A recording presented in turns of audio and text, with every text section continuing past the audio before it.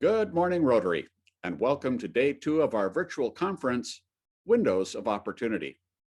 I will remind you that we are recording these sessions for posting to the District 5050 YouTube channel. This morning, we are featuring the work of our Rotary Foundation, and more specifically, the Peace Scholar Program. We will hear from former Peace Scholars as well as 2 scholars in the midst of and about to start their studies. Our Rotary International President's Representative, Trustee Dean Rohrs, will also give us an update on our foundation. Following this morning's session, there will be a virtual House of Friendship, which you can visit right after the session. And of course, our third and final session is this afternoon at 2 p.m. with the Zoom link open at 1:45. As with all our speakers, if you have a question, please type it into the chat box, remembering to hit send, and we will get to as many questions as we can in the time allocated. Now, for our first speaker this morning. Marie-Paule Attema attended the University of Queensland in Brisbane, Australia from 2017 to 2019, graduating with her master's degree in peace and conflict resolution. Since her graduation, she has worked in a variety of mental health roles, utilizing the skills she attained to serve those who have undergone sudden or enduring trauma, deal with the conflict and challenges from those experiences. Marie-Paule strives to see the humanity in every life and to help trauma patients discover that humanity again. She has traveled a journey which includes her own trauma, and despite those challenges, she has also found times of great beauty. As she gives us a view into her life through our window of opportunity, please give a warm Rotary District 5050 welcome to Marie-Paule Attema. Good morning and good afternoon, depending where you're joining us from. Rod, thank you so much for that wonderful introduction. I think it's probably my favorite introduction that I have had the privilege of having. So thank you for capturing me as a whole. And thank you very much for inviting me to speak. I hold Rotarians in such high regard, and I'm always honored to be in your midst. So thank you. In my address this morning, I would like to talk to you about my journey through windows of opportunity that have brought me to where I am today. Some of the opportunities that I will be sharing were given to me simply for being born. Things like family support, community, and love. I will also speak about opportunities such as access to education that were intentionally given to me so that I could reach my full potential. I highlight small as well as noteworthy opportunities because they all add up and none of them could be taken for granted. I'm here in front of you this morning because of my involvement with the Rotary Peace Fellowship, which I will discuss in detail later. I honestly believe that I was born to seek justice and peace. As a child, I did not remember wishing to be anything else. I never wanted to be a chef like my father, although I'm always in awe of his craft. I did not have the same passion for food as he does. And while I always thought being a store owner was amazing and I admired my mother's eye for fashion, I was never really interested in that either. Instead, I was always fascinated in human relationships and how to repair them. I remember when I was younger, my brother and I would, get into siblings fights, and following our fights, I would often offer him my toys or give him my favorite snack as a way to repair our relationship. Repairing our relationship became a very important ritual in our relationship growing up. And to this day, whoever makes a mistake always offers the olive branch, and typically is in the form of food. So I'm a huge fan of apologizing when you're wrong, even though it could be really hard on the ego. I've made this part of my life that I even apologize to my 1.5-year-old, which could be strange, but I want my children to grow up knowing that it's important to take responsibility for our mistakes, and that's part of healthy relationships. My interest in helping people was very evident throughout my childhood. And I had big plans to become a teacher, a nurse, or a doctor. Those obviously were the only helping professions that I knew of at the time.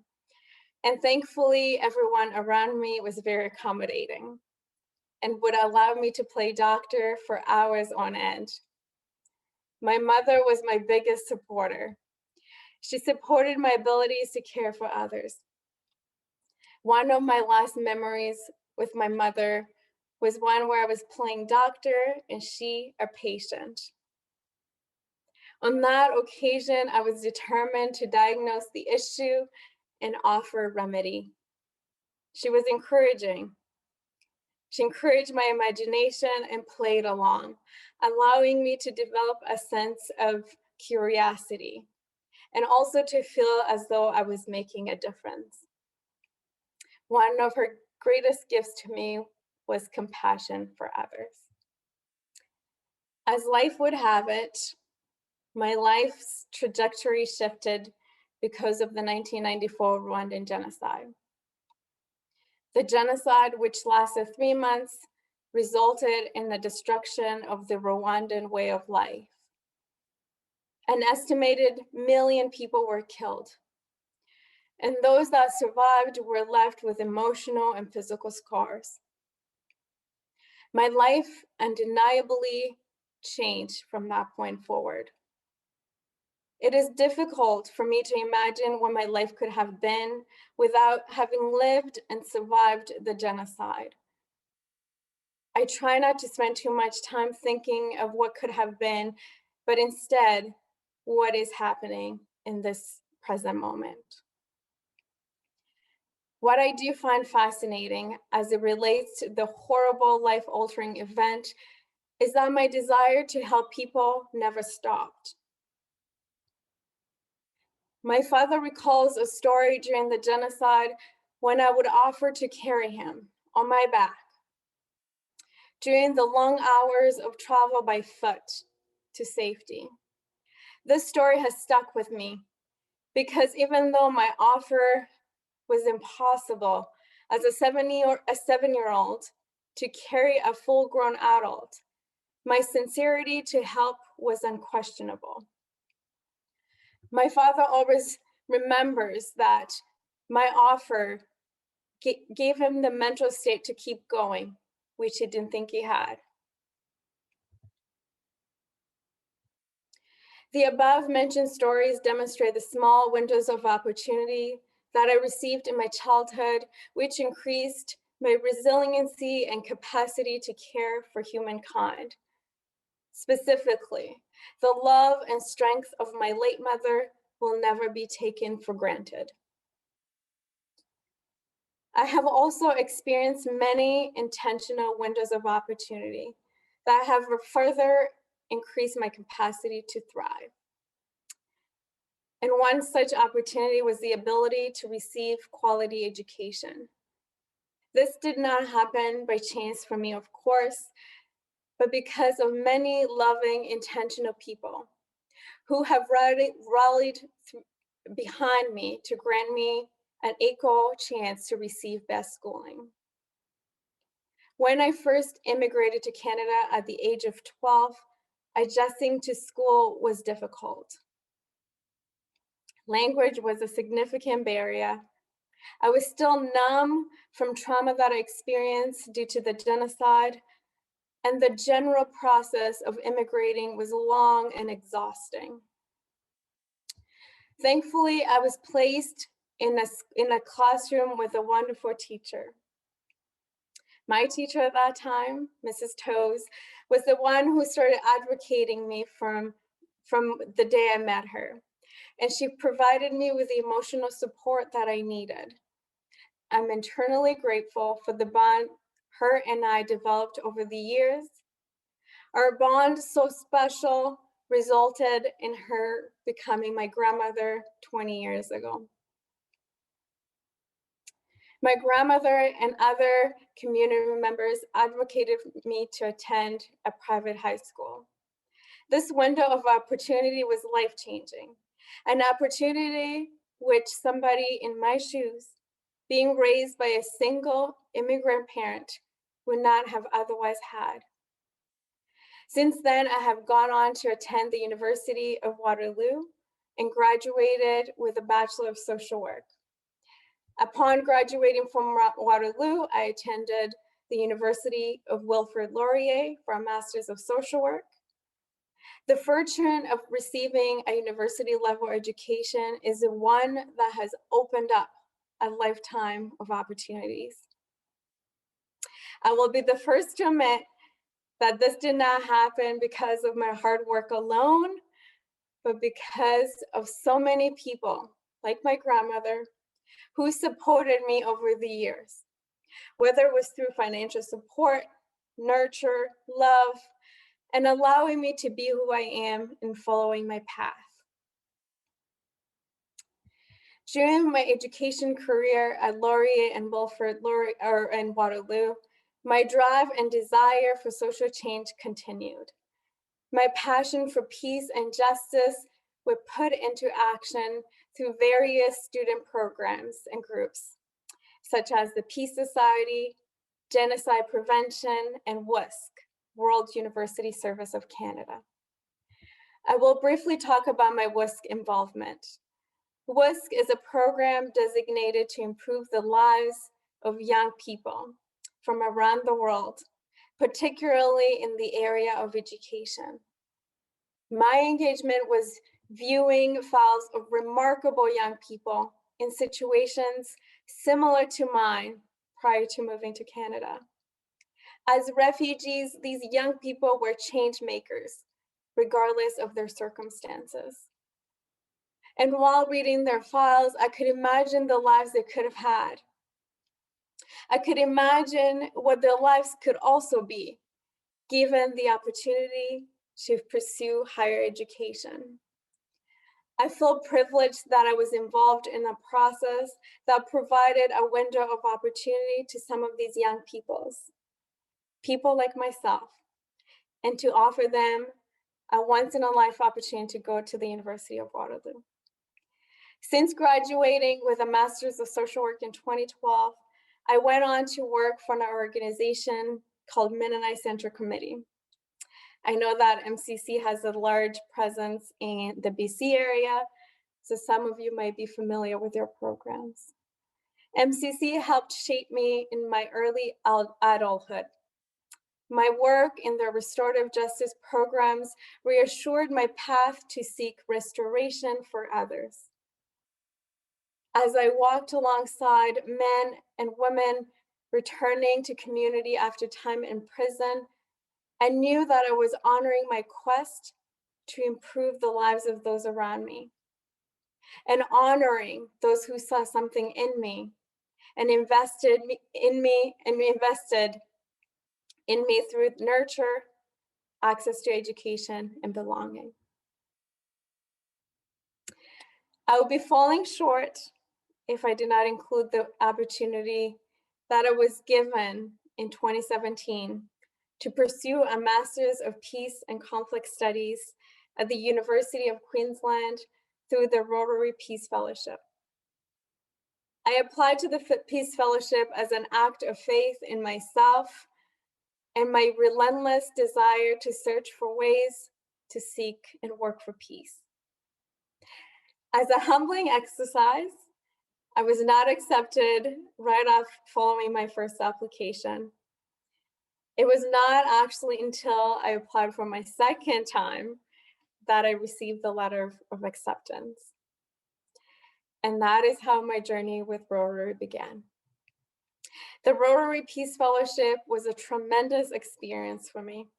It provided me with knowledge, skills, and relationship that have prepared me in my current work in community mental health.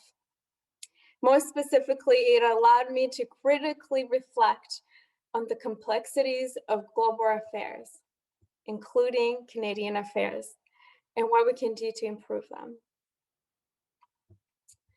I think sometimes when we think of peace fellows and peace scholars, we imagine somebody working within the walls of the United Nations in New York or in conflict zones doing field work. And while these are incredible places to utilize a peace and conflict studies degree, my journey has shown me that positive peace is necessary globally as well as locally. Through the teachings of Martin Luther King, I have learned that peace does not mean the absence of violence, but the presence of justice. So today, my work in community mental health and my private practice in counseling is an extension of peace building. At this point, I think you have heard probably enough about me. And so I would like to take this opportunity to highlight some voices from my peace fellows and friends. My colleague, Paula Padilla, who is currently in Australia working with newcomers, wanted me to share with you that the practical tools she learned about mediation and reflective dialogue has allowed her to help people through relationship conflicts and other life challenges. Parla is thankful for the training she received through the Peace Fellowship. Guled Ibrahim is another Peace Fellow colleague who is currently working for the city of Minnesota in the Civil Rights Department. Guled states, Peace Fellowship allowed me to gain not only education, but also to make lifelong friendships with my other Peace Fellows. Since graduating, I returned to my home city of Minnesota to start a career in legal profession. Rotary has allowed me to connect with so many Rotarians in my profession. It helped me make connections I needed and learn from people I admired. I continue to stay connected with my sponsoring Rotary Club, and I have joined a number of organizations and boards through my Rotary connections. Another Rotary fellow, Nick Druschella, shared the following with me. When reflecting about the window of opportunities that Rotary has afforded him, I became connected with Rotary while working for a South African NGO. Those connections led to mentorship from a previous Peace Fellow who encouraged me to apply for the Peace Fellowship. I was lucky enough to be selected for the Peace Fellowship at the University of Queensland, where I had the opportunity to learn with a group of incredible leaders from around the world, pursue my research in bias within conflict development, and undertake an applied field experience with United Nations Population Fund in Jakarta, Indonesia. These experiences compelled me into my new career, working with organizations in the social impact space. I have an incredible amount of gratitude for the Rotary Network and the education and professional opportunities it gave me. Lastly, I want to highlight my dear friend Shen Huang, who is currently working as a water resource engineer in California. Shen states, I have been fortunate to have benefited from the depth of opportunities that Rotary has afforded me. The rich experiences gained from the Rotary Peace Fellowship undertaken at the University of Queensland paved the way for me to assure a senior role in a leading engineering firm, to pursue my passion of helping closing a gap to ensure rural and low-income communities achieve safe water in California, and in partnering with local Rotary clubs. Last year, I became a proud Rotarian of Visalia County Center of District 5230 in California, which had sponsored me to the once-in-a-lifetime opportunity to study as a Peace Fellow. Above all, I have connected to countless members of the global Rotary community and found kindred spirits in our dedication to service above self. It is truly remarkable and I feel incredibly blessed for those windows of opportunity that Rotary allowed me to have. So those are some reflections from my colleagues about the endless amount of opportunities that have been open to them through Rotary.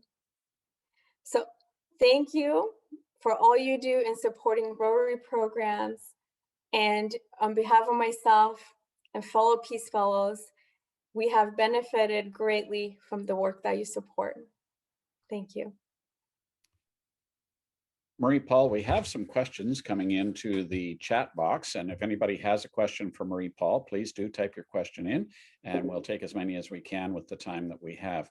Marie-Paule, perhaps you could give us a little background on something that's here, and then give us your thoughts. Pete Rose from San Juan Islands asks, what do you think are the strengths and weaknesses of the Gakara courts process in Rwanda? Maybe you could give us a little background into what that is, and then give us your thoughts. So I think what is being referenced there is following the genocide, because the international courts was taking so long to bring about change, the Rwandan people decided to bring about change and facilitate some reconciliation in traditional ways, which would be having local courts being held and bringing victims as well as the people who had committed these horrible acts of violence together. And through that, having public court hearing, basically, and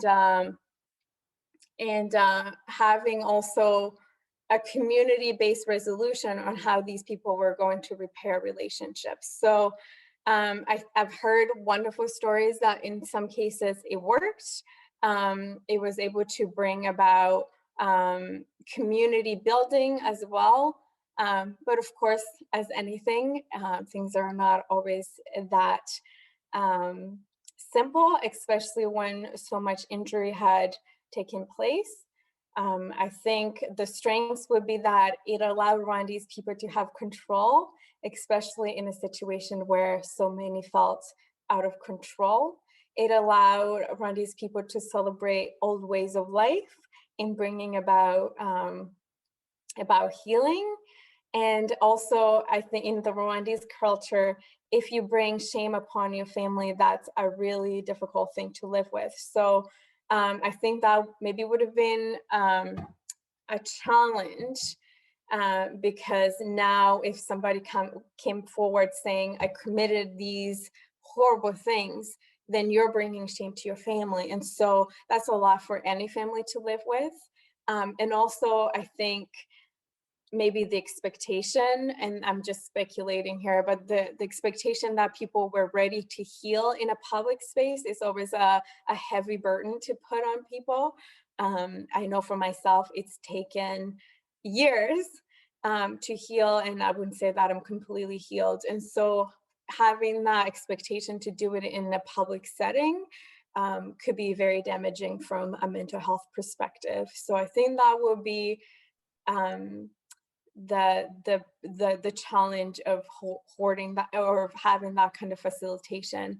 But I think from the research that's been done, it's worked. The letter writing, especially in the form of apology and taking accountability to the actions and the horrible things that were done, that have had a lot of positive outcomes.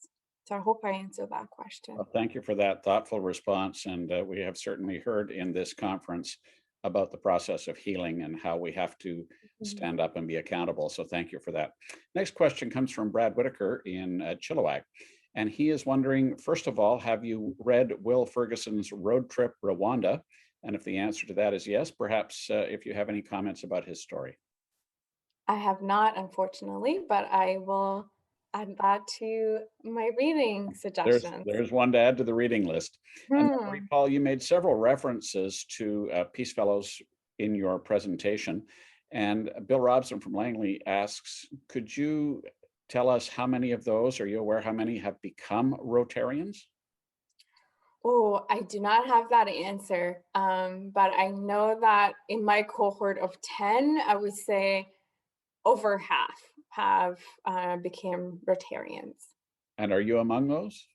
No, but I've connected with my Rotary Club. I've been there once to speak, and then the pandemic happened. So I'm hopeful that when everything settles, I will have more connection with them for sure. Well, clearly you would be an asset to any Rotary Club and to Rotary in general, not just because of your Peace Fellowship, but just the person that you are. So Marie-Paule, we've come to the end of our questions. So I am going to ask our conference chair, Doug Wickers, if he would unmute and offer a more formal thank you to you for your presentation today. Doug, over to you. Thank you, Rod. Marie-Paule, thank you on behalf of all of us at District Conference 2021 in Chilliwack for your thoughtful words. Your references that included our conference theme of windows of opportunity was particularly welcome. And the fact, as Rod mentioned, that you included your co-scholarship recipients in your remarks as well, that the effect of that was instrumental in their life, in their pursuits going forward.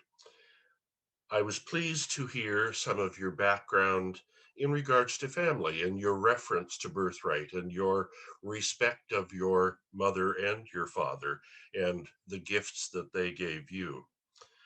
And that part of your childhood was looking to repair relations and with your brother offering gifts of food and acknowledging that when you're wrong, you need to make amends and take responsibility for what you've done.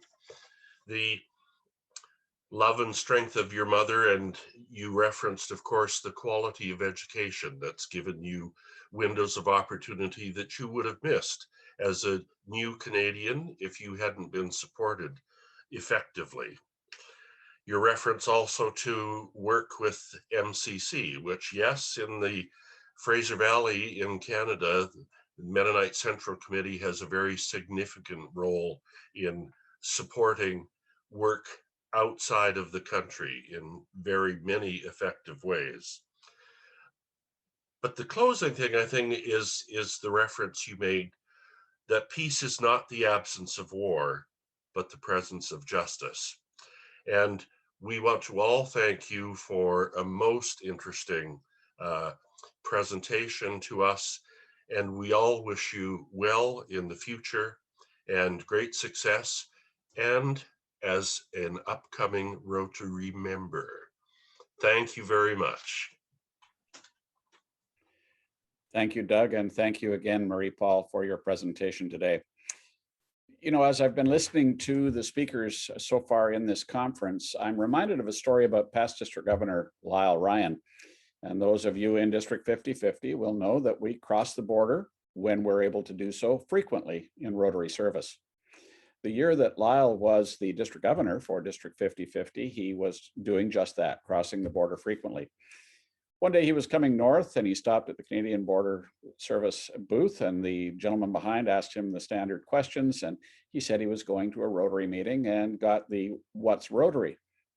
So Lyle gave his 30-second elevator speech about what's Rotary, and he ended with, ultimately, our goal is world peace.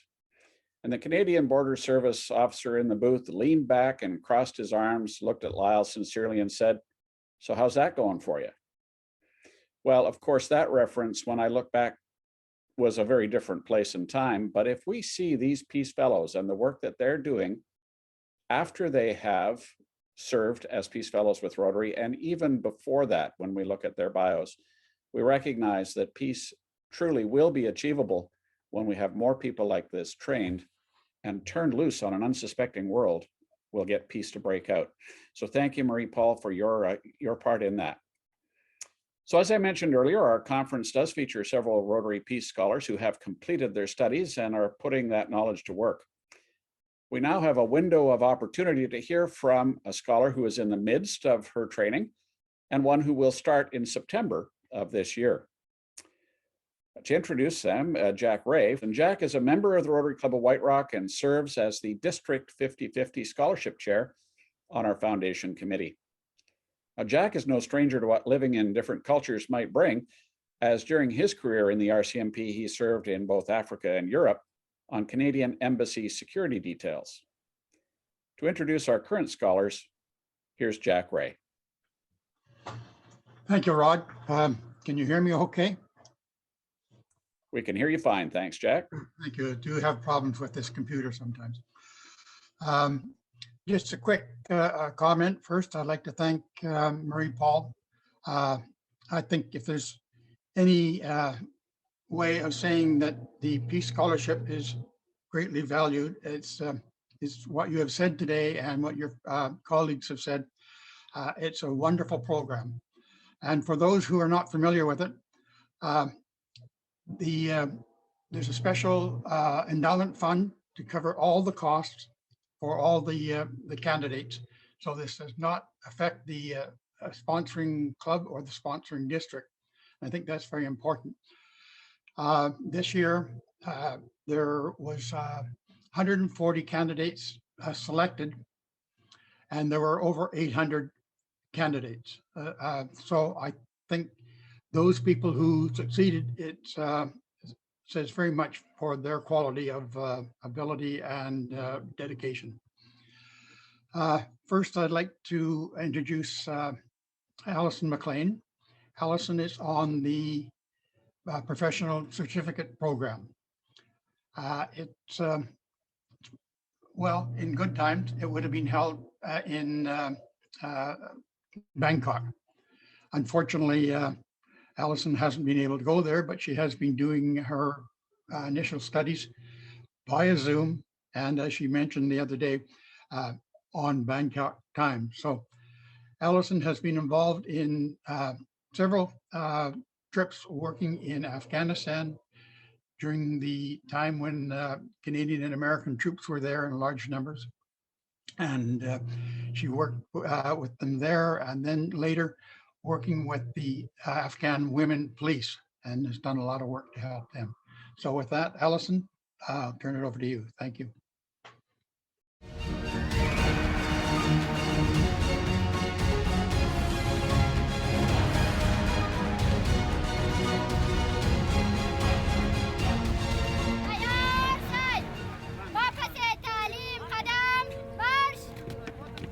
There were quite a few male soldiers who were upset, I think, to see a female camera person.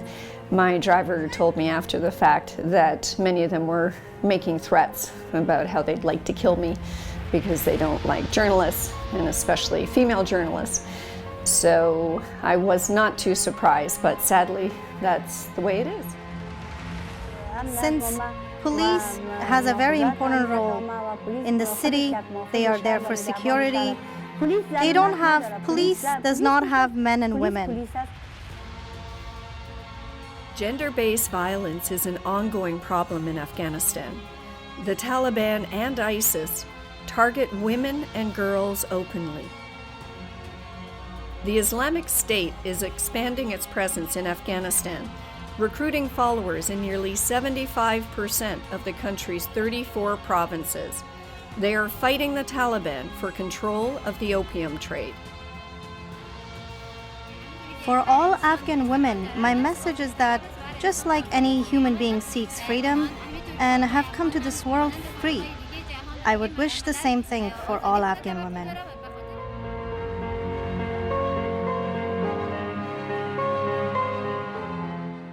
I would first of all like to thank Jack Ray and White Rock Rotary. I was very grateful to be sponsored by White Rock Rotary, and they were wonderful over the years. I have been involved with Afghanistan for over 10 years. I was involved with 6 countries in Afghanistan. My last trip was in 2017, so I've been embedded with the German, Dutch, American, Canadian, British forces, French forces, etc.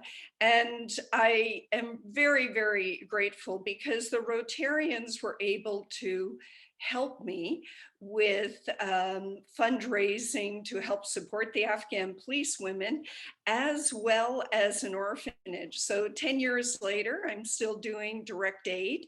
And in fact, I'll actually be paying for internet services and computer studies. I pay for a computer teacher, etc., at the orphanage that I continue to support. Again, as we've heard from our previous speaker, education is essential. And we need to keep going forward. I am just in the last part of my Peace Fellowship, and it is phenomenal what I've learned. And although we had to pivot because of COVID, and I was supposed to be in Thailand right now, however, I will be doing 5 weeks in Thailand in January of next year. And in this interim, what has been fascinating is that I've had 17 countries in my dining room every night, basically. We've had Peace Fellows from around the world. Sadly, right now, you're well aware of what's happening in Israel and Palestine. And we have a Palestinian in our cohort, and she has been suffering greatly this past week. So as a cohort, we're all supporting each other, and I'm really grateful that I have that opportunity. So again, I want to thank Rotary. I am looking forward to doing a great deal more work. In the little clip that you saw from Afghanistan, you saw a segment a little bit about drugs and trafficking and human slavery. And that is the area that I'm specializing in now, courtesy of the Peace Fellowship. I do agree positive peace is so important. Sadly, trafficking during COVID-19 has risen exponentially. People are desperate. We are very lucky to be Canadian. We have so many opportunities in this country. However, we have a huge trafficking issue right here in Canada. So what happens around the world affects us here in Canada. And part of my SCI, my fellowship, is to now try to platform stories of trafficking and to try to help in the healing, and particularly the trauma that has occurred due to trafficking and our current refugee crisis. So I want to thank you again for allowing me an opportunity to speak, and particularly to Jack Ray for his incredible support, and the White Rock Rotary for their support in allowing me to go forward. Thank you. Thank you, Alison, and it's been our honor and pleasure to support you, and we know you're going to do a great job for us. We know already what you have done that's been so wonderful. So thank you very much. April, are you available? Yes, I am, Jack. Would you like me to pop in next? Yes, please. Wonderful. Thank you so much for sharing, Alison and Marie-Paule. I appreciated that. Good morning, everyone. Good afternoon. Thank you so much for the warm welcome to be with you here today. As Jack Ray shared, my name is April, and I am on an oncoming journey towards becoming a Peace Fellow with Rotary. My educational experience in England has not yet started, but the journey that I've been on towards becoming a Peace Fellow is well underway, and so I'm very, very grateful for that. For myself, my passion to see restoration and hope amongst youth and young women coming out of areas and situations of conflict has been dear to my heart for quite some time.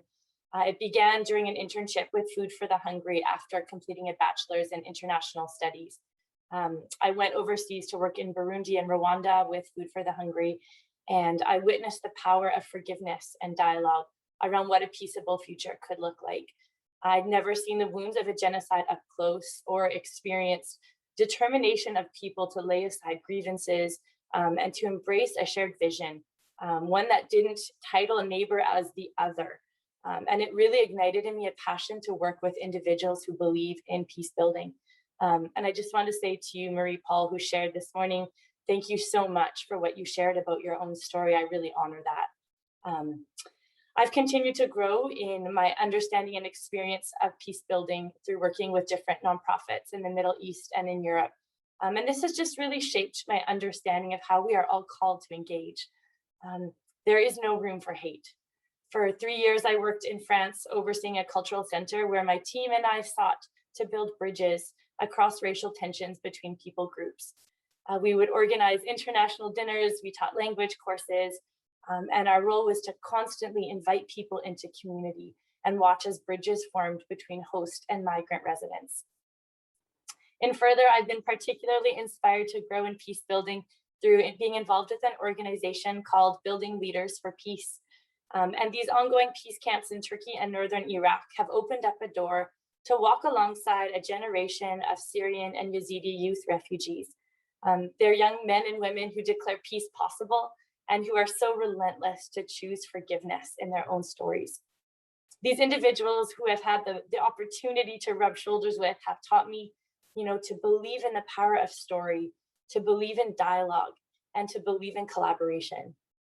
So I have had the opportunity 3 summers in a row to go in person to Turkey and Iraq, and during COVID to continue doing summer camps online with these young adults. Through hosting these peace camps, we've seen men and women who've walked through serious conflict in their lives step up in positions of leadership to share ideas of hope that will impact their community. They're courageous and they're passionate to see change in the Middle East that has left their families divided, and they're building towards a future. And my role simply has been so often to listen, to soundboard, and to encourage. We have not been able to run peace camps during COVID, but we've been able to stay connected to so many of the camp participants. They're eager to join video calls to discuss future plans, and they're using their time towards building themselves up as leaders of peace. So while often we talk, I know they are sitting in their hot blue tents in refugee camps of 30,000 people, chatting with me through their small phone screens. They pop up online with smiles on their faces, eager to ask questions, and I can only think, who is learning more here? I resonate with what Marie-Paule shared about the need for peace to be lived out locally as well. I work currently at the YWCA with at-risk youth in the downtown East Hastings area, and I'm constantly reminded about our role in building a peace through forgiveness, how we need to push past walls that divide us if we want to work together towards a peaceable future. It is not just something we do over there. It's something that we need to engage in together. And so for that reason, I'm so excited to be a part of the Rotary family, where peace building is something all of us can practice. This fall, I have the opportunity to join 9 other Peace Fellows who I met for the first time yesterday on Zoom. Together, we'll embark on 15 months of learning at the University of Bradford in England. And I will have opportunities to take courses focusing on agents of conflict in the Middle East, creative practices in peacekeeping, and the role of gender in conflict.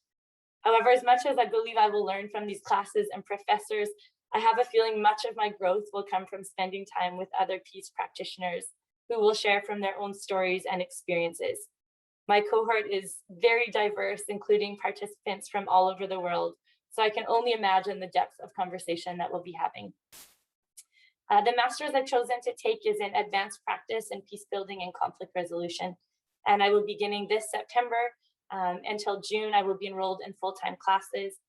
Following this, I will participate in an applied field study from June to August. And after which this time we will synthesize that a field study into a dissertation to present in December of 2022. I'm excited for these open windows of opportunities that Rotary has allowed me to walk through. And I am so grateful for all the support and encouragement I've already received from Rotary. So this Peace Fellowship, as Jack Ray has mentioned, is very generous. And I just feel that it's such an honor to have been chosen for this fellowship. I cannot thank you enough. Thank you very much, April. Alan, could we spotlight both April and Alison? And we do have a couple of questions, and we have some time to take questions. So Alison, a question here for you regarding a bombing at the girls' school in Kabul and how that might affect peace efforts and so on. So if I could ask you to unmute and give us your thoughts on that. Yes, I am actively in conversation with the organizations in Afghanistan on a daily basis, particularly with the bombing. We're going to see more cases of femicide. What is occurring between the power struggle with the Taliban and Islamic State in Afghanistan. Sadly, women and children are right at the forefront. It's no choice of their own to be frontline. They are frontline. There is going to be a lot of disruption with the drawdown. However, there are other peacekeepers in Afghanistan. So yes, it is a setback, but this is what we are all trying to fight. We have to continue our peace mission, peacekeeping, because the situation will deteriorate very quickly. Thank you for that. So Alison, your Peace Fellowship, perhaps you could just explain for folks, is the certificate program, whereas April is on the master's degree program. Perhaps you could just touch, Alison, on the background for yours as opposed to a master's degree program and why you chose this. Yes, the Peace Fellowship enabled me to continue with my work. And it was originally supposed to be a 3-month, very intensive program at the University of Chulalongkorn in Bangkok. Unfortunately, again, because of COVID, we had to make adjustments. So the program went online. However, we are doing a 5-week in-person placement in Bangkok. And so for my purposes with my ongoing work, etc., the Peace Fellowship was a wonderful opportunity to combine both my original skill set as well as to learn new ones and to develop with a whole new group of people. Thank you for that. And of course, one of the tests on whether you can be accepted to the program or not is the ability to pronounce Chulalongkorn. So thank you for that. April, I know that you, as you mentioned in your presentation, you have traveled to refugee camps where in Turkey where Syrian folks are there. Could you give us a little more insight into the work you were doing there and how that impacted people in those refugee camps? Yeah, most of the youth that we worked with in northern Iraq were in refugee camps. In Turkey, it was more in the border towns. It was a lot of overflow refugee families that were fleeing from Syria coming into Turkey. What we found was for so many of those youth and families, they weren't fully accepted into Turkish culture because they were seen as a little bit of a nuisance to be there. And you know, it's a drain on the economy. There weren't enough resources to support them. And so what we found was incredible tension between Turkish youth and the Syrian youth who are living side by side. And so in creating spaces for dialogue at our peace camps in the summers, really what we did was enable space for friendship and for the youth to share their stories with one another. And we were able to witness so many walls just come down. And it was beautiful to see after these camps, the youth would kind of take the torch and continue on carrying peace projects in their own communities. We call them chapters of peace. And we had things like, you know, some of the Syrian refugees, they brought roses to Turkish mothers on Mother's Day, just to say thank you for letting us be in your country. And we had some Turkish youth go to visit some of the Syrian war veterans who had, you know, lost so much in the journey of coming into Turkey. And so it was just a way to see some of those walls break down and then to see how those could build into friendships and moving towards working together in the future. And April, while we have you with your mic open, from Pete Rose on Salmon Island, how does the length of the Syrian conflict impede the future process of accountability and justice as we move forward? We heard from Marie-Paule about the justice initiatives in Rwanda, and now we're seeing Syria with a lengthy conflict. Can you comment on that? Yeah, well, I think at this point it's rather unknown. We would love to see, you know, it's more of that process start, but I think so many families, and when you're still living in fear of wondering whether conflict has actually subsided, it's difficult to move into that next process. And so what a lot of the families are expressing is they're still waiting for some of the conflict to reside more to even move into some of the steps of accountability and healing from that as well. So it's a long process. And I think at this point, we don't actually know what that will look like. Thank you. And back to you, Alison. Bill Robson would like to know, you mentioned in your discussion the Islamic State and the Taliban, which both persecute women. Who is there, if anyone, on the other side of that issue? Sorry, in what context? I guess I'm hearing the context is with the Taliban and the Islamic State are not in helping women, but rather are persecuting women. Where is the hope? Where does the hope come from? Is there an organization, a group that there isn't? So the hope comes. The hope is all of us. The global world community has to stay engaged in Afghanistan. It's an ongoing struggle, ongoing issue. And the problem is, as we've seen, the rise of the terrorism, it's funded by drugs. That's why Islamic State is there. It's not about religion. It is about a gangland style of drugs, etc. And it has had a deadly effect on the culture.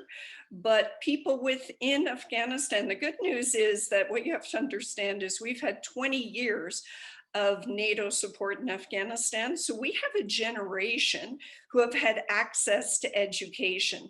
In the past, girls were only allowed a grade 2 education. Now the average Afghan girl has a high school education, 1% go to university. So we have a generation who are pushing back. So it will be different this time around than 1992 when the Taliban were able to take over in the past. So that's my hope. But yes, Canada still needs to be engaged. Canada stepped back. I'm hoping they will continue.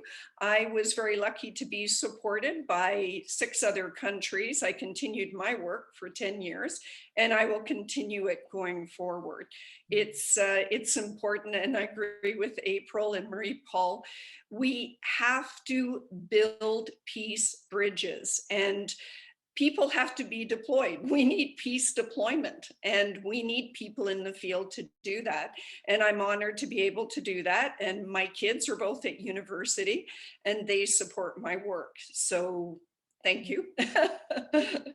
Well, thank you, Alison, and thank you, April. Like the old song from the musical South Pacific goes, you have to be taught how to hate.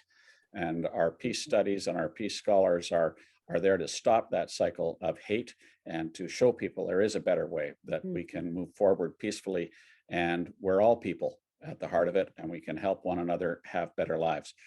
With that, I will ask Conference Chair Doug Wickers to bring you official thanks from the conference. Doug? April, Alison, thank you for your insights into your exciting futures as peace scholars. Having heard from Marie-Paule, a graduate of the program, we realize what a wonderful opportunity you have, what a window of opportunity you've been given. With that comes some responsibility, however, because we're going to expect to hear back from you after you've completed your studies.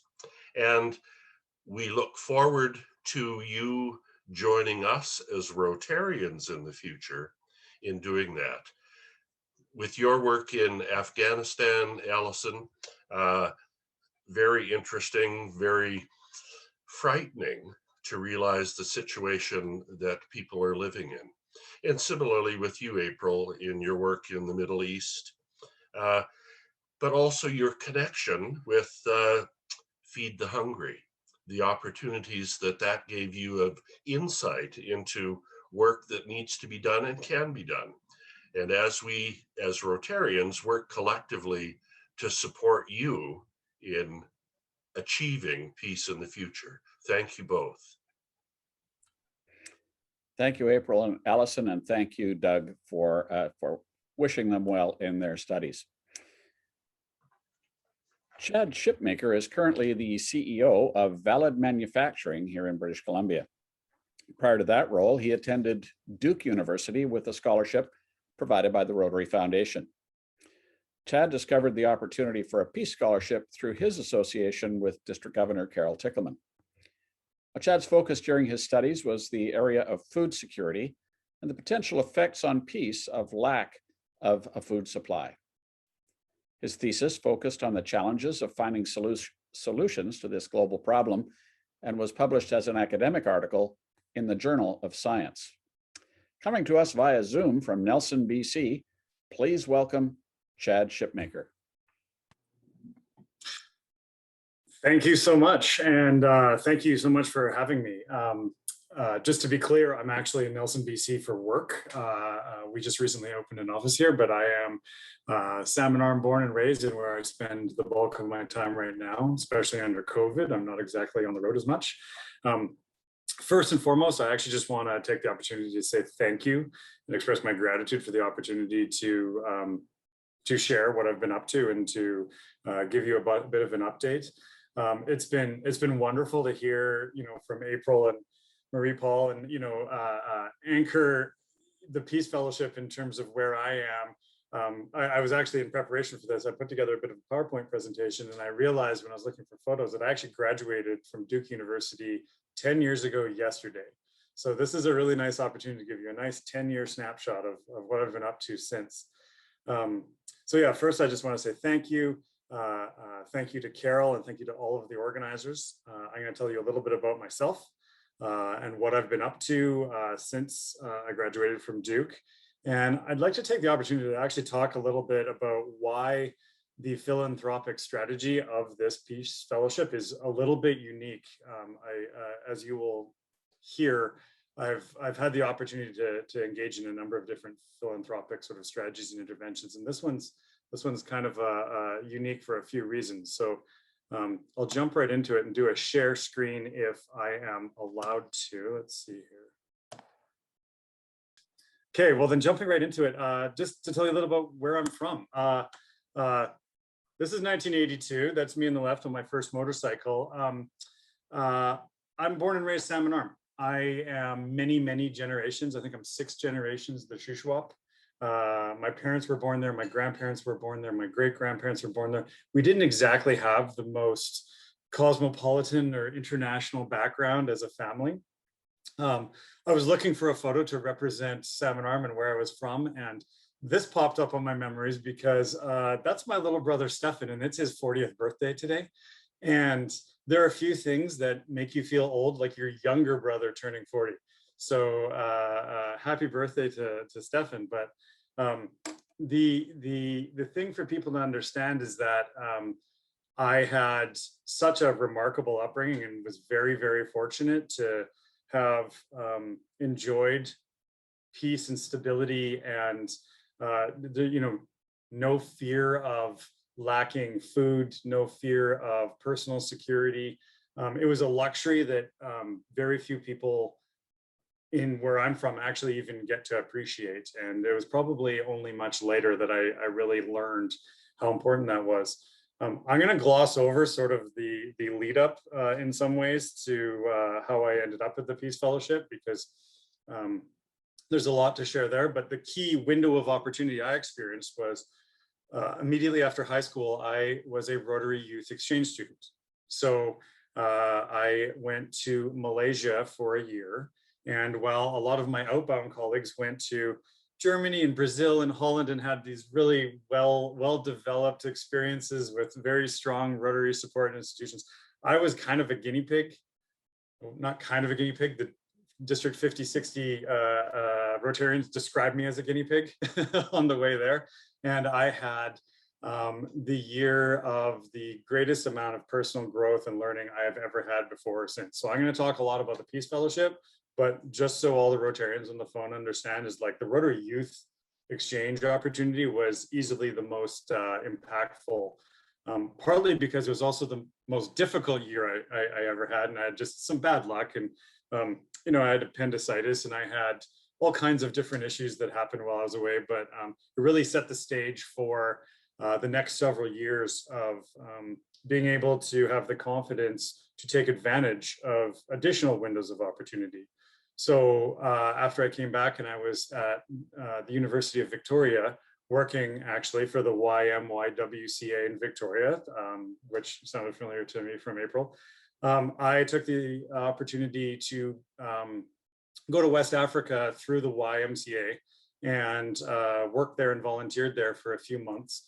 And that, led to another window opportunity, to another window of opportunity, and just sort of grew organically. And I ended up spending almost 4 years on and off in West Africa, ultimately serving as the coordination officer for the United Nations system in the Gambia. And at that point, if I'm being honest, I was probably burnt out. The work was remarkable, and it was very rewarding and interesting. I was far ahead of my sort of experience and education said I should have been at. Like, I had a reasonably senior role, and I didn't even have a graduate degree. And that was all remarkable, but yeah, I got burnt out. I had malaria a couple times, one of which was very, very severe. I had another health issue called Shigella, which is kind of like E. coli's big sister. It was just a very, very difficult environment to work in. And when I came back to Canada, I didn't really have a plan. And I intended to probably go somewhere else in the world and continue working internationally. But as it happened, my uncle had been a financial planner for 25 years. And he said, hey, if you want to stick around the Shuswap for a little while, there's an opportunity here for you to learn about finance and all these things. And so I tried it, and it was enjoyable. And it was an established business with lots of really, really great clients. And Carol Tichelman was our compliance person. So I met Carol 20 years ago, I guess, or somewhere in the neighborhood there. And I kind of hit a point where I wasn't looking for windows of opportunity. I was consulting and working with Okanagan College doing international programs. But I really was working as a financial planner primarily, until I joined a Rotary Group Study Exchange, and I went to Chile in 2007. So this is the four of us on the team, and that is Jim Fitch, who's a Rotarian from Yakima, who was our team leader. And that kind of kick-started my, a little bit of a refocus. I think without the Group Study Exchange, I probably would have settled. I probably would have stayed in the interior of British Columbia and had a very positive career and a very, very good life and all the rest of it. But Rotary kind of, through this opportunity, got me back on the international, with an international perspective. Jim Fitch was very encouraging, and Carol Tichelman was insistent that I apply for a Rotary Peace Fellowship. So I was quite fortunate to attend Duke University through a Rotary Peace Fellowship. I think I was class 8 of the Rotary Peace Scholar Program. So this one is akin to the program that April is pursuing in the UK.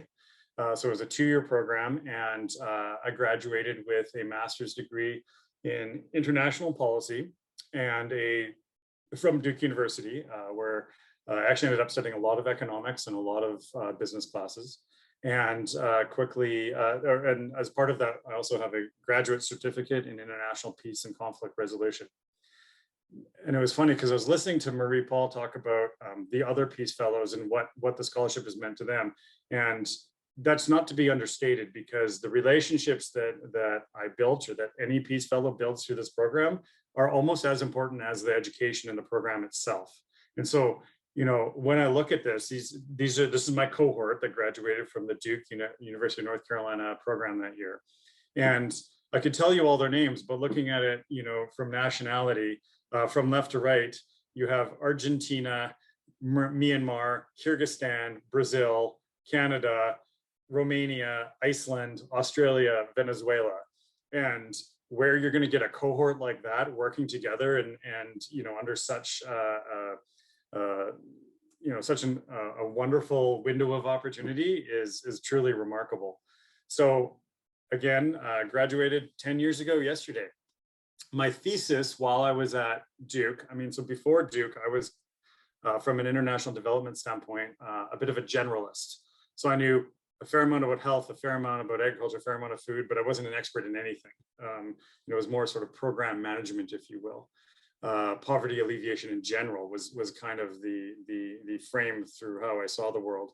But at Duke, I had to pick a thesis, and I ended up focusing on the global food price crisis, because 2006, 2007, it literally was what they call the world food price crisis, and the price of major staples your cereals, grains, corn, rice, etc., they doubled and tripled and quadrupled in price overnight, and it caused widespread disruption, destroyed the social fabric, very much tied to the Arab Spring and upheaval all through North Africa and the Middle East. So that was my focus. It was interesting because while I was working on this, I actually did my applied field experience through the United Nations World Food Program, which is the largest humanitarian organization in the world addressing hunger. So my work for WFP, I was based out of Washington, DC, was on addressing the global food price crisis, while my thesis at Duke was on addressing the global food price crisis. And so I actually never stopped my AFE. I took a consulting opportunity with WFP at the end of summer before my second year. So my second year at Duke, I actually worked for the World Food Program while writing my thesis concurrently at the same time. Which meant that the day I graduated, I had a policy job with the UN World Food Program. So WFP is, provides direct assistance to approximately 90 million individuals annually. It is the logistics arm of the global humanitarian system. So UNHCR is responsible for housing and tents, UNICEF is for children, FAO is agriculture, etc.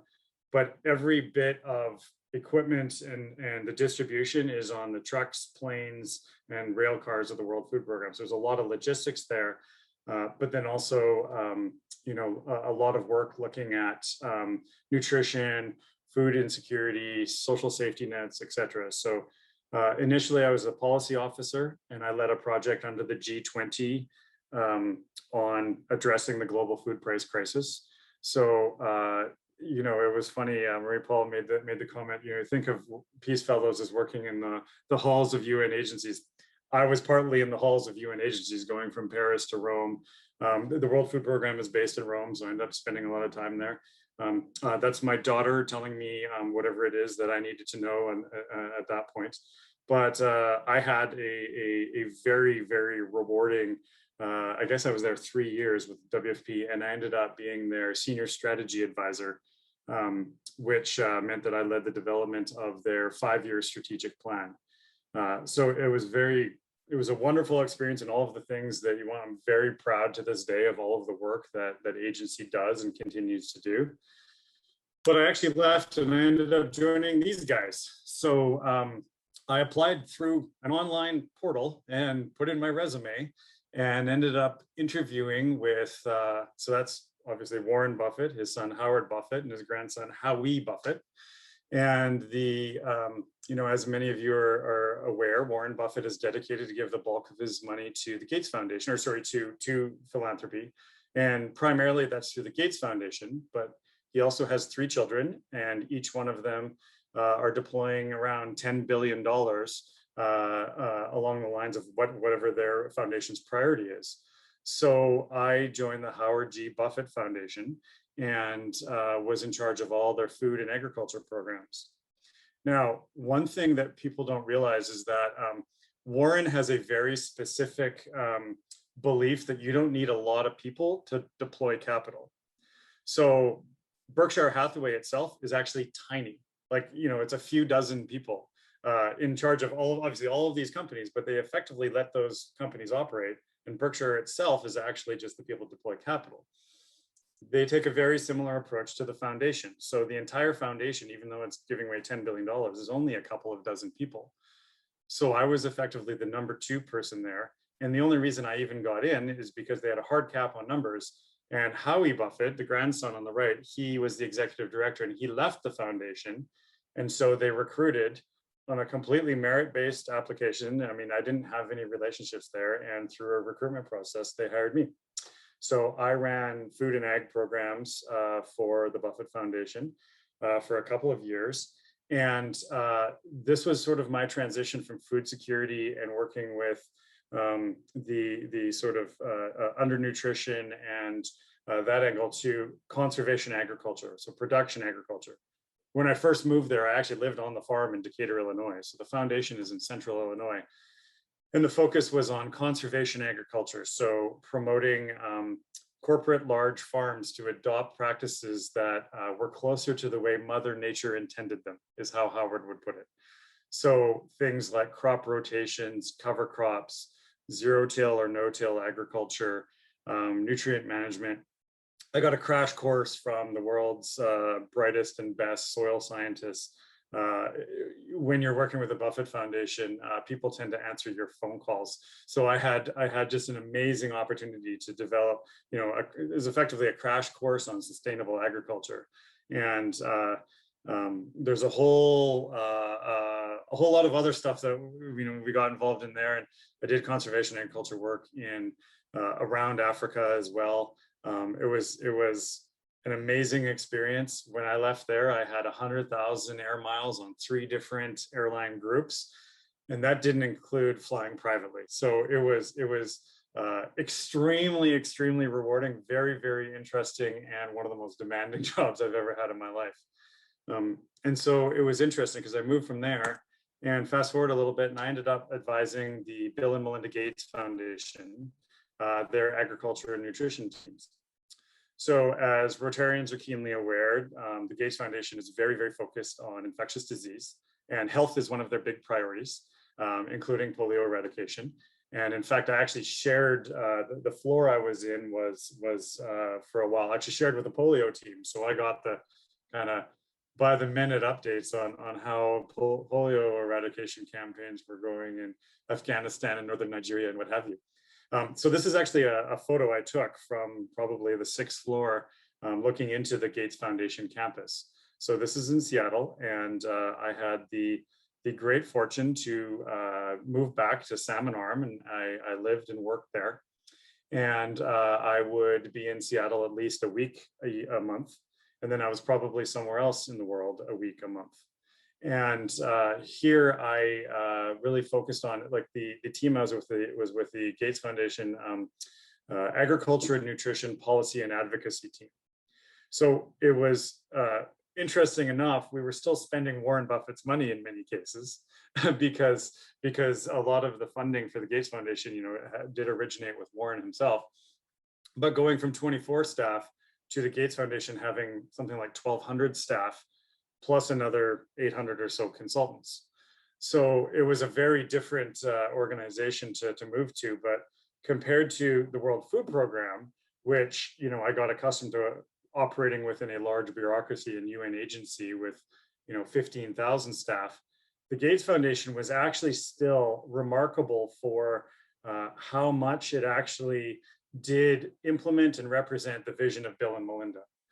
This isn't some sprawling bureaucracy where the leadership or the decision makers at the top have lost track of where things are going. It was, the amount of direction and influence they have over investments and activities there is actually quite strong. And they were, workaholics, and their calendar, we could all see their calendar for public events anyways, and it was jam-packed. So this is a really remarkable experience in its own right, and got me a front row seat at the global level of decision making. So my specific job was looking at trying to build the evidence base and try to drive forward SDG 2. So the Millennium Development Goals from 2000 were ultimately replaced with the SDGs, the Sustainable Development Goals, which is the world's commitment to achieving certain targets in water and food and the environment and a variety of other things. So we were focused on SDG 2, which is ending hunger. And I would work trying to influence, through advocacy, the government of Germany or the World Bank or, the US government, and try to get them to see the world and prioritize ending hunger. And doing so in a way that we thought effective and efficient. So there was another learning curve here, and it was really a remarkable experience and a wonderful window of opportunity. And I was there for 2 full years, and when I left, I finally took a photo. This is the staircase leading out of the foundation, which I walked up every single day. And just to take a moment, because it is really, really powerful, but like the stairs on the way out as you read them, it says, the impossible is only impossible till it's not. If we can learn to fly, then we can help the world's poorest lift themselves out of poverty. If we can travel to the moon, then we can bring life-saving medicine including polio eradication, where it's needed most. If we can build information highways, then we can build bridges of opportunity for the citizens of tomorrow. Anything is possible, but only when the world's biggest hearts, strongest wills, and most tenacious minds work together can we truly begin to rise above the impossible. So that's the staircase you have to take out every time you leave the foundation. So again, it's very, it's easy to really focus on what you're doing and prioritize your work to make sure that you're doing everything you can to prove that anything is possible. What was interesting is while I was working for the Gates Foundation, I was approached by a gentleman in Salmon Arm who was a long-term business owner. And he effectively said, you know, how busy are you with this Gates stuff? And I was like, well, you know, it's my job. It's a full-time job and I'm all around the world with it. Why do you ask? And he quite literally said, you know, do you have any flexibility, you know, to come work with us? And he had an engineering and manufacturing firm, and I knew nothing about engineering or manufacturing. And I wasn't entirely clear what he wanted. And eventually he finally said, how about this? I'll give you a bit of a salary and an office to work out of so you can continue working for the Gates Foundation, but in your spare time, you can learn about what we do. And I didn't really see the downside to that situation because I was working from home and having an office and everything seemed actually appealing and it seemed kind of interesting. So fast forward a few years, well, I guess in 2019 especially, I am now the CEO and junior partner in Valid Manufacturing. So these are our 4 key buildings.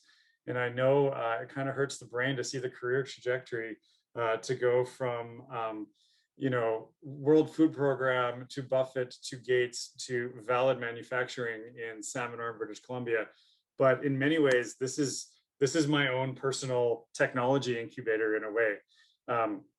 I love working for Gates. I love working for Buffett.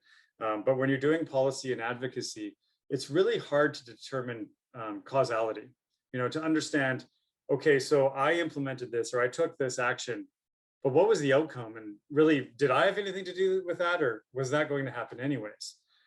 Well, now with this firm, we have 45 engineers. I have 153 staff total, I think. And if I green light something and I have an idea for something, you know, you move forward a year or two and then it gets built and you can touch it and you can feel it. And we're able to build things that are improving the planet in ways that, I mean, I never saw this window of opportunity coming. So that's where I'm at today. And before I sort of share a little bit more, as I say, I want to talk a little bit why the Rotary Peace Fellowship is a little bit unique, because between Buffett and Gates, I mean, I got very entrenched in a few different strategies and approaches for how to impact the world through your philanthropic dollars. And in many cases, it was very sophisticated, and a lot of work and a lot of research went into it, really defining the problem and defining the opportunity and developing a theory of change that's, you know, was very much driven by cause and effect.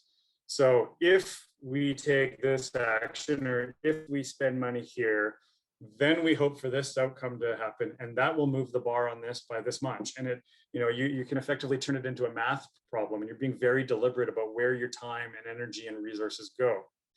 And in many ways, the Peace Fellowship is almost the opposite. In many ways, the Peace Fellowship is, you know, let 1,000 flowers bloom, because just between Marie-Paule, myself, April, Alison, I mean, you see the diversity there. You saw the diversity in the photo of my class of 2011 of Peace Fellows at Duke University. None of us are alike. We're all different flowers. And frankly, we're people, we're living things, and windows of opportunity come and go and change. And you're never going to be able to predict what the impact is. You're you know, trying to be very specific about what the outcome is going to be is just sort of never going to happen. And that's okay, because you're building it up over time, and you're trying to get as many of, you know, invest in as many fellowships as possible. And, you know, over time, you'll eventually be able to see the impact. I was talking with someone recently and thought of there's this very famous quote from when Kissinger went to China when they were opening up China to to the world, and America was engaging for the first time. And Kissinger famously asked the premier, how do you feel the impact of the French Revolution? And the reply was, after some pause, was, well, I think it's too early to tell. And I think that the Peace Fellowship, the dividends that these investments are paying and will continue to pay, we're just getting started. I mean, I think I said I was class 8, and I still have like a long runway of different things I'm going to do to impact the world, as I'm sure Marie-Paule and April and all of the other Peace Fellows that you've invested in will do the same. And so it was funny because while you can't predict anything, I actually looked at my original application the other day. And this is a quote from my application that I wrote in 2008, saying, if you invest in me, I want to help lead the revolution with foundation dollars from Gates and Buffett. And to this day, I think that I am only one of 2 people who have actually worked for both Gates and Buffett. And the other one is actually Howard Buffett, the grandson. So this seems a bit audacious at the time, but it kind of worked out in a way. And I kind of wanted to show how, or communicate a few other things that have been happening that you probably would never be able to predict specifically. So for one, when I joined the World Food Program and moved to Washington, D.C., I became a charter member of the Rotary Club of DuPont Circle. So Washington, D.C. is a big city, and they only had 2 Rotary clubs. And there was a sort of critical mass of former peace scholars and ambassadorial scholars and et cetera in Washington, D.C. So we formed our own club because, well, frankly, we met over happy hour, and we made the club and the everything sort of fit our professional lives and our circles and everything. So the club is still going strong, though I'm not a Rotarian anymore and have not lived in DC in some time. Another one that was interesting is when I was with the Buffett Foundation, he published a book called 40 Chances. And the foreword is by Warren Buffett, and Howard wrote a bunch of it, and then Howard the grandson wrote a few chapters. So it was all 3 generations of Buffetts in one book, and I led the book tour. So we were 20 events in 10 cities around North America, around America. And partway through, we were supposed to be rolling into Chicago in a few weeks. And this is a very high level series of events, like the launches at the New York Public Library, facilitated by Tom Brokaw. So I had to work with Tom Brokaw to get it up and going and everything. And the Chicago event wasn't coming together. So I literally made a couple phone calls, and fast forward a little bit. And I was looking for photos. I didn't have any, but we actually hosted it in conjunction with Rotary International. And I believe it was the president of Feeding America and Howard Buffett together on stage talking about 40 Chances. And John Huco actually facilitated. So again, you could have never predicted that would have happened from me being awarded a scholarship. But and then some of you might even remember the Rotarian actually then ran an article on Howard Buffett, and this was 2014. Other strange series of events. The World Food Program, who I worked with for years, they ended up being awarded the Nobel Peace Prize last year, which made me super, super proud. And I couldn't have been happier. But it was also a bit of affirmation, because in many ways, the food insecurity part of where I dedicated my life didn't fit cleanly in with some of Rotary's priorities in terms of water and sanitation and polio and those sorts of things. And I was working on food, and it's easy to make the case that no, this is excuse me, this is still peace related. This is still peace related, and I don't feel like I have to ever make that argument again with the Nobel Peace Prize for the organization that I helped lead the strategy for. The other thing, this is if you think back to my photo of the GSE team that we took in Chile. Last year, I needed a CFO for my company. So I recruited Mr. Brian Marchbanks, who was on my Rotary Group study exchange in 2007 to Chile. And so once again, the investment that Rotary had made in a simple group study exchange meant that Brian and I spent 5 weeks in each other's space, 24 hours a day, and still respected each other after that. And we kept in touch. And he was with Canfor up in Prince George. And when I needed, a controller or a CFO that I could trust and rely upon, he was my first phone call. And so again, the sort of butterfly effect of these investments just sort of keep on delivering. I guess quickly, those are kind of the headlines of some of the things I've been up to, but there's a few more. I launched an innovation center in Salmon Arm. So we have a 3-story building in my very small community with a co-working space and a business incubator and a maker space in the basement. So on a volunteer basis, that's me, about to cut the ribbon and launch it. So again, this is just from a volunteer perspective, but trying to drive forward innovation in my hometown. I got involved, I became a visiting fellow with Cornell University. So I invested in Cornell while I was with Gates to, as they say, identify what works to end hunger. So even after I left Gates, I flew to Rome and facilitated meetings here. So these are, some of the world's leading young academics in agriculture and food security. And the culmination of this was a special journal issue in Nature magazine, which is only the second one Nature magazine has ever done, trying to identify what works to end hunger. And the key thing about this is that the woman on the right, Jaren, she's a data scientist with Cornell University, and to achieve this, she took a very innovative approach that, normally you do a systematic review and you'd hire academics and they'd take 2 or 3 years to try to read all the literature and tell you what the world knows about this topic. And instead, she developed an algorithm and used AI and machine learning to scrape the journal abstracts of every related journal article in the world, including gray literature and reports and other documents, and kind of fast track the whole thing. So when that was done, I pointed out that this had application well beyond what we were using it for. So her and I have launched a startup company in New York called Havos, and it is looking at using artificial intelligence and machine learning to become a decision-making framework, an easy button, if you will.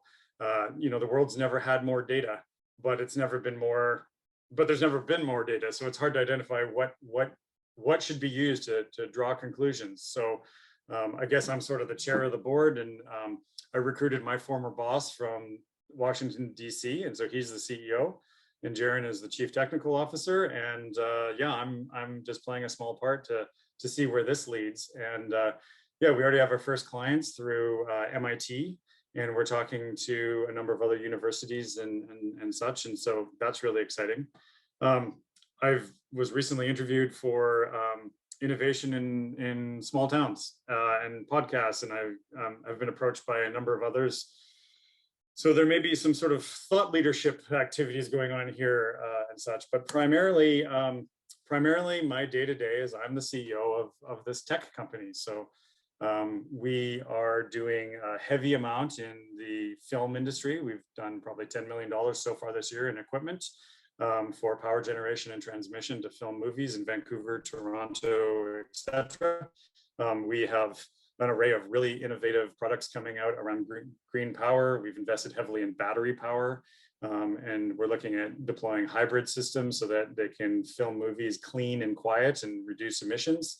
I have an entire investment going through where we think we've cracked the code on mechanically removing phosphorus and other unwanted nutrients from dairy manure so it doesn't pollute our lakes and rivers, which is something that I know is a big issue in Abbotsford. So our first production system is on a farm in Abbotsford right now. So we have a major environmental investment there. And we're into electronics for vehicles and forestry, and I am just I just have my own petri dish to play in for all of these really exciting things.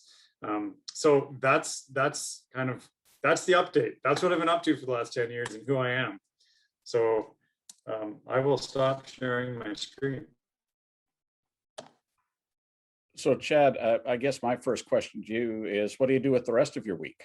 You seem like a pretty busy guy that's been engaged in so much since you finished your Peace Scholarship and putting that into play.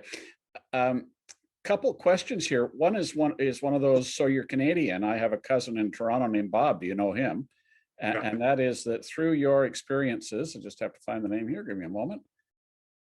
And it relates to somebody who worked for General Mills and also the Gates Foundation in food security and sustainable agriculture, Gene Kahn. Did you ever cross paths with Gene in your travels? The name's familiar, but not off the top of my head. I mean, I will say, yeah, I'm only 43, but I feel like names go in and now one has to leave every time I learn somebody's name. So I apologize. So you worked with Howard Buffett and the Bill and Melinda Gates Foundations, as you expressed in your presentation. Are you still in touch with them? It sounded like it when you gave us the slide on your symposium. Yeah, I mean, I not so much with COVID, but actually the Gates Foundation is likely one of our clients for the startup that I'm a part of. I mean, they're most familiar with the potential of the the technology that we're working with, and they have a little bit of money. So definitely in touch with them. And I should actually say about the fellow from General Mills, I was with the policy and advocacy team for agriculture and nutrition, whereas there's also a whole team for ag development where they make active investments in all kinds of different things, but that's probably where the other fellow was based. So I wouldn't necessarily know them. Right, and on that waste and nutrient reuse, there's a former Rotarian who lives here in Abbotsford that developed one for reusing hog manure, and again, getting some of the things out of it that caused it to be a problem. And when it's done, you can hold it in your hand and hold it up to your nose. So he has developed that and was used. He actually gave the technology away to folks in China because, of course, hog production there is huge. And who is that? Kors de Lint is his name. Okay. And I saw the one of the chats pop up asking about Chris Bush and if I could connect with him. And funny enough, I actually had a phone call with him, I think, on Tuesday. So that was my next question. So there we are. Okay. And yeah, what's so your connection to Chris? What's your connection to Chris? Oh, nothing professional or formal. If somebody who knows Chris knows that he's relentless about this subject, and so in a very positive way. And so we've connected to discuss how our application could potentially fit in with his sort of broader vision and the things he's working on. And Chad, in spite of all the tremendous things you've accomplished, and they are myriad, as we have seen this morning, I think probably I would suggest that your greatest asset is the fact you're an influencer. It's that you cross over so many different boundaries and engage so many people in different ways, and that you have been able to make an influence on the work of other organizations. So that's tremendous to see. With that, there are no further questions in the chat box. There are a number of comments about how amazing your life and your presentation has been this morning, and how the Rotary Peace Fellowship didn't necessarily launch that, but certainly gave you some tools and opportunities, windows of opportunity to engage in different ways. Early on in the chat, somebody made the note about the fact that when you were on Youth Exchange, you had some experiences that some people might call negative, but you saw as a window of opportunity to learn something about yourself and how your life moves forward. So thank you for all that. And with that, I will— To be clear, they were negative. They were negative. Just having to learn a thing or two from them. Yeah, exactly. And the other thing I was struck by was the laddering effect of your Rotary Youth Exchange experience, your group study exchange experience, and your Peace Fellow experience, how you used the power of Rotary in those three areas to ladder and move forward with your life. If I could, I will hand it off to our conference chair, Doug Wickers, for an official thank you. Doug? Thank you, Rod. Chad, you have been a perfect bookend to this morning's program on Peace Scholarships. With Marie-Paule being the other book cover, and with our newly minted Peace Scholars going out, Alison, and so it's a real opportunity for me to thank you. And as someone put in the chat, wow. It's really shows us as Rotarians what investments we can make into individuals to make a global effect a reality. So I want to thank you, and I want to thank Jack Ray for instituting the introduction of our Peace Scholars going out, but to all of you for what you've presented this morning as perfect justification for why we invest money in Peace Scholars. Thank you very much. Thank you, Doug, and thank you again, Chad. Certainly, I am brought to mind our speaker last night, Linda McGowan, who said, with enough time and patience, anything is possible. And I think that, Chad, you are somebody who embodies that spirit in everything you do. So thank you. Thank you. Thank you, everyone. Rod, can I make just a very quick comment, please? Absolutely, Jack, go ahead. Yeah, I mean, the dedication of everybody involved here is amazing, and that's the value and the power of the scholarship. For those who have already completed their program and others, Rotary members, there is the Rotary Action Group for Peace. And it's a great tool for anybody that is interested in doing a peace project or recruiting people for the scholarship. And I'm available anytime to assist anybody that has candidates in mind. So thank you. Thanks very much, Jack. And I have firsthand experience of the diligence you put into that selection process working with your committee. So thank you for your work. And again, thanks, Chad, for your insights into how a Rotary Peace Scholarship can affect your life and the lives of those around you. Well, none of our scholarship programs would be possible without grants from the Rotary Foundation, our foundation. And our foundation would not exist were it not for the generous gifts of Rotarians like you. Rotary Foundation trustee and past Rotary International Vice President Dean Rohrs is here today to give us an update on the work of our foundation and its trustees. Dean has served Rotary in a variety of functions and brings passion and compassion to her work. She has supported empowerment projects for girls and young women in Africa, where she was born and raised in Zambia and South Africa, and around the world. An accomplished leader and speaker, we are fortunate to have Dean as a member of the Langley Central Rotary Club in District 5050. Please welcome Rotary Foundation trustee, Dean Rohrs. Thank you, Rod. And hello, everyone.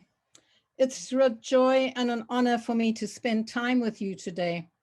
But if you hear a really desperate tone in my voice, it's because of the following fact. You know, for those of us on the seniors leaders speaking circuit, we have a saying, never ever be on the agenda after Cliff Docterman or Peace Scholars. And today you have placed me on that agenda after 4 Peace Scholars. Not only, and I have that hill to climb, but I'm also the last one in a program that's been going for 2 hours. You probably all need a potty break. You're looking forward to your lunch. So let me get on with it.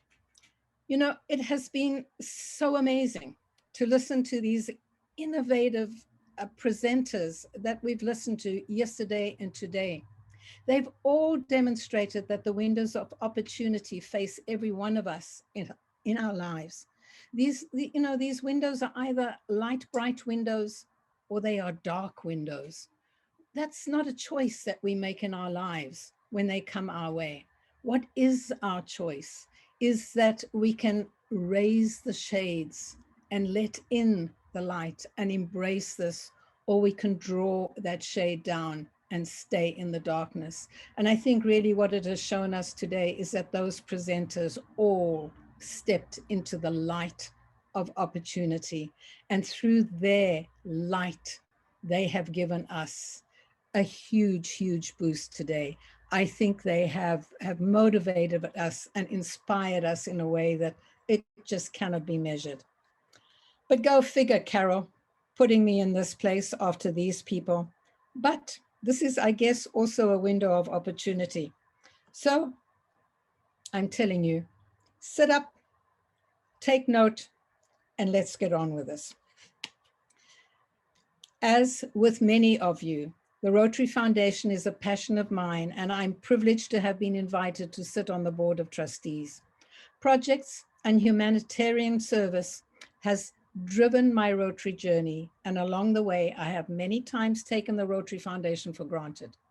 But it's only now, as I am fully exposed to the inner workings, that I have come to really respect how sincere, responsible, and focused this body is in stewarding the funds that are donated, in respecting the donors, and making sure that every bit of value is squeezed out of those contributions so that they are available to all of you to do good in the world. I thought that I'd take this opportunity just to give you a very brief picture of what happens with your contributions and the outcomes of the programs. We don't often have an opportunity to get the broad picture of the effect of our work. In this next slide, it shows you our progress towards comprehensive fundraising goals. Through March, 328 million in gifts and commitments has already been received towards our 410 million goal. We are on target to meet this goal, so that's really the good news. And year to date, we're 3.2% ahead of where we were last fiscal year. And although this really isn't an apples to apples comparison because the pandemic didn't have an impact during the first 7 months last year, it is telling us we're looking at potentially the second or the third best year for fundraising ever. But the good statistic might also be because we took a rather conservative approach to budgeting contributions revenue this fiscal year. And fortunately, our outright contributions are favorable to our budget by about $22.5 million. One of the factors that has helped is our online system of receiving contributions. This is one of the areas where we've seen growth. This chart breaks it out, showing in which areas these contributions were directed. There's been an increase of 6.7 million year over year in online contributions as we continue to see the benefits of our online giving program. And please note that the 1.2 million increase in Polio Plus contributions, which is due in part to increased efforts for World Polio Day and donor engagements, is also reflected here. I will say one thing when it comes to polio, and that is, at this stage, we are actually below what we had collected this time last year, as there is a concern for the first time that we will not meet our 50 million obligation to meet the Bill and Melinda Gates match. This slide provides an update on the top giving countries through to February. We typically receive 1/3 of our contributions from Rotarians in the last quarter of our fiscal year. So the ranking as it is listed here can probably change. And as always, the US leads the pack. And very proudly, Canada shows as number 6 in the world. You can give yourselves a round of applause just for that. But I want to focus briefly and honor our own district. District 5050 has been extremely generous as in doing an amazing job with fundraising. Carol, your work has shown the most incredible results. Total giving to the annual fund through March was $315,203,000. That's up 19.2% over the same time last year, and that is despite COVID. Through March, District 5050 ranks as number 1 in the zone for annual fund giving. Our annual fund per capita, or average dollars raised towards the annual fund, is up from $106.76 last year to $131.94 this year to date. And we are number 3 in the world in terms of per capita. Number 3 in the world. That's stunning. Last year, our Every Rotarian Every Year percentage. This is the percentage of donors who gave $25 or more to the annual fund, is 42.7%. So although it's something to celebrate, it does mean that half of the Rotarians in our district are not contributing to the Rotary Foundation, something that we really need to work on. And then if we look at Every Rotarian Every Year percentage as an example, compared to the other districts in Zone 28, District 5050 is doing very well and is number 4 and is above the average for the zone. So thank you to every single one of you for your generous gifts. You know, figures tell one story, and these are good statistics to know. But the heart of the giving lies in the results that come from these donations, and it has been so clearly demonstrated in one aspect in our peace program today. But one of the other areas where you've had an unusual result this year is in the response to disasters that we have been confronted with. So let's take a look at your impact through the Foundation's Disaster Response Fund, which allows Rotary districts affected by a natural disaster the opportunity to apply for disaster response grants to help their communities recover. So far this Rotary year, the fund has provided 28 grants totaling $688,000. Some examples of the grants that were funded include the purchasing of essential tools for workers and equipment and supplies to support online and at-home learning for those impacted by the wildfires in Oregon. Food, water, gas, and clothing for those impacted by the fires in Northern California.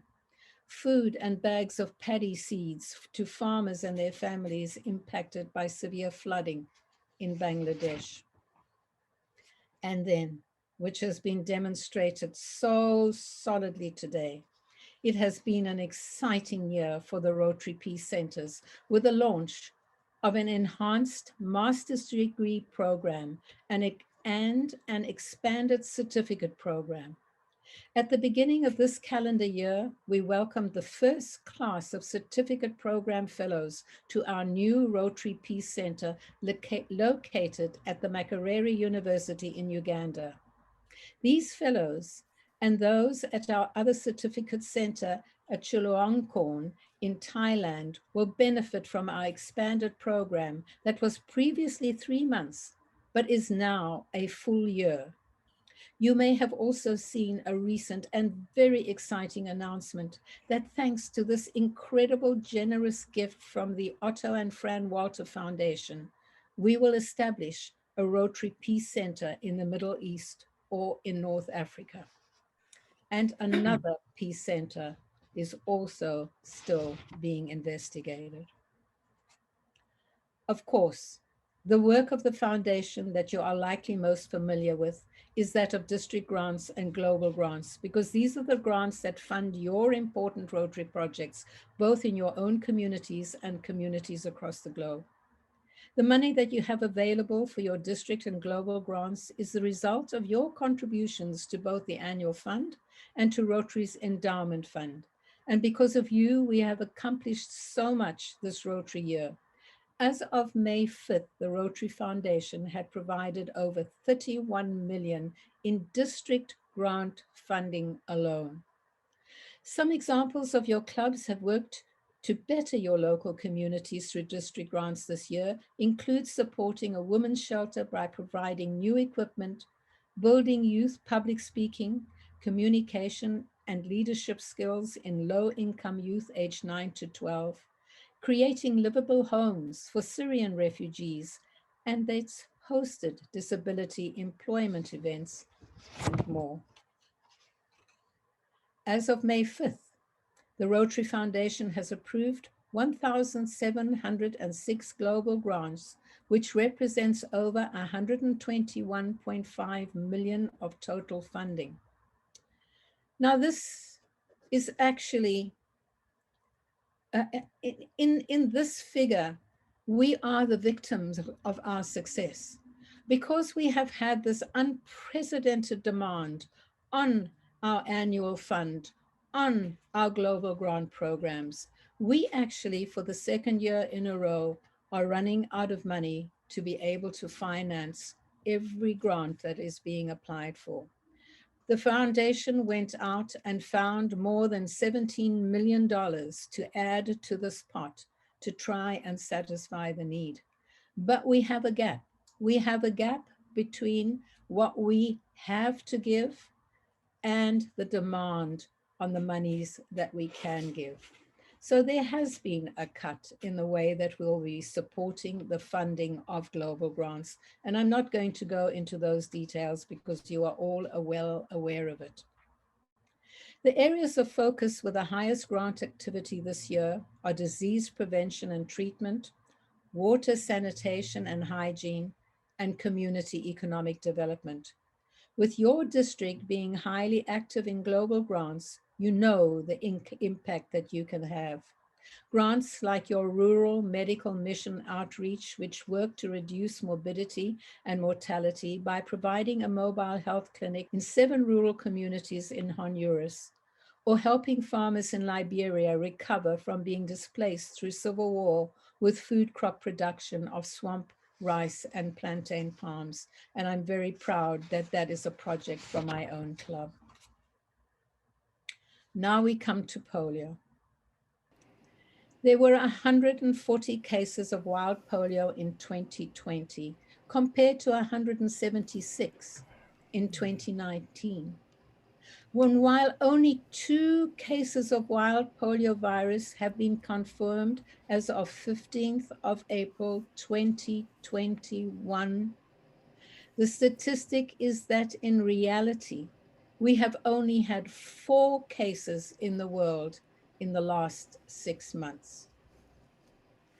But the greatest buzzword that we possibly have is that we had a period of time in April where for the first time since the initiation of this program 36 years ago, that there were no positive sewage samples for wild polio virus in a stated period of time.